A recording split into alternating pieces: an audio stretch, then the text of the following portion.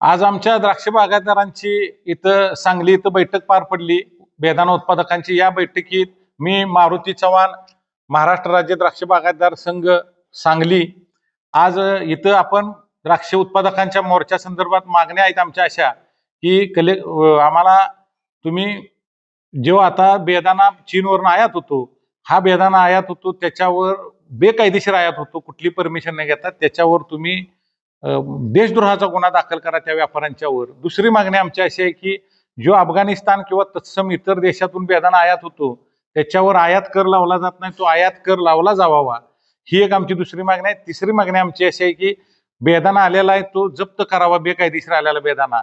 चौथी मागणी आमची अशी आहे की जी कोल्ड स्टोरेज मध्ये आम्ही बेदाणा ठेवतो त्या बेदाण्याला शेतकऱ्याला 18% भाड्यावर जीएसटी लावला जातो, तो माफ करावा। पाचवी मागणी आमची अशी आहे की जी द्राक्षाचे पैसे दरवर्षी व्यापारी कोट्यवधी रुपये बुडवतात, त्याला कायदा नसल्यामुळं व्यापाऱ्यांना अभय मिळतं, तर त्यासाठी मोकासारखा सक्षम कायदा करावा। सहावी मागणी आमची अशी आहे की जी शालेय पोषण आहारात बेदाण्याचा समावेश करावा असा घोषणा झाली पण अंमलबजावणी झाली नाही, ती अंमलबजावणी करावी। सातवी मागणी आमची अशी आहे की जी एक्सपोर्टसाठी बेदाणा, द्राक्ष, केळी, गूळ आमच्या भागातून कोल्हापूरचा एक्सपोर्ट होतो, त्यासाठी इथं कंटेनर पोर्ट म्हणजे आयसीडी पोर्ट उभा करावं इथं की जेणेकरून एक्सपोर्टरला मुंबईवरून मागवावं लागतं ते इथंच मिळेल।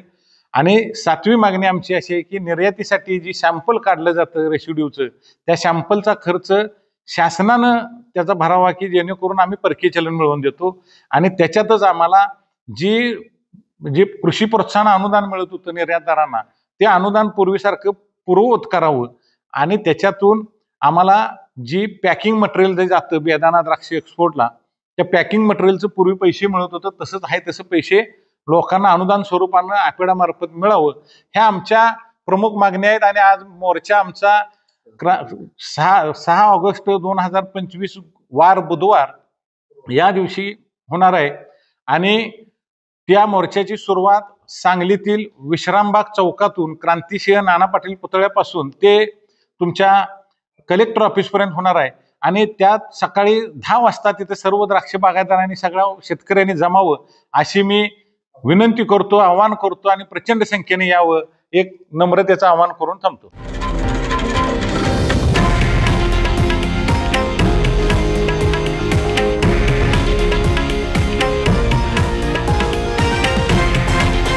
हे आहे देशातील नंबर 1 न्यूज नेटवर्क आणि आपण पाहत आहात TV9 मराठी, एकमेव।